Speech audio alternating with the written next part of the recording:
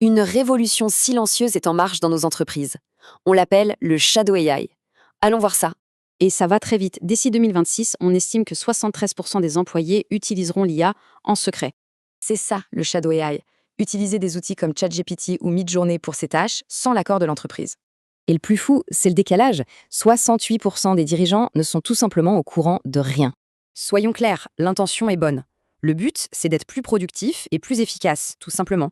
Alors, pourquoi ça arrive? Pression du résultat, des process internes trop lents et un manque de règles claires.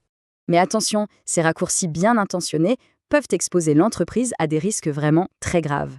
D'abord, le risque numéro 1, les fuites de données. Des infos confidentielles peuvent se retrouver n'importe où. Un simple prompt pour réécrire un contrat client et hop, des données sensibles sont dans la nature. Deuxième gros risque, ne plus être en règle. Une IA sauvage peut violer le RGPD ou le nouvel AI Act. Et les amendes ne sont pas virtuelles. On parle de 35 millions d'euros ou 7% du chiffre d'affaires mondial. Troisième point, les risques pour les opérations et la réputation. Une mauvaise décision basée sur l'IA peut être un désastre. Résultat, on perd la confiance des clients et on abîme durablement la réputation de l'entreprise. Alors, que faire? Tout interdire? C'est tentant, mais est-ce vraiment la bonne solution? Eh bien non, le problème n'est pas technique, il est humain. Interdire sans accompagner, ça crée encore plus de risques. La solution n'est donc pas d'interdire, mais bien d'encadrer. De donner un cadre, tout simplement. Ça se fait en 3 étapes simples. Piloter, puis partager et enfin sécuriser. D'abord, piloter.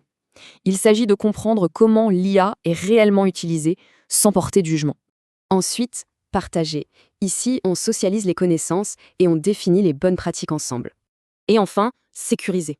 En fournissant des outils sûrs, des règles claires et surtout, de la formation.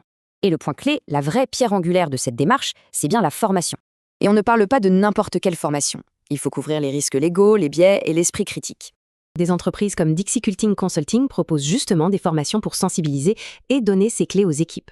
C'est comme ça qu'on transforme un risque caché en un avantage d'innovation qui est, lui, parfaitement maîtrisé. La question est donc la suivante. Une entreprise doit-elle subir le Shadow AI ou le piloter?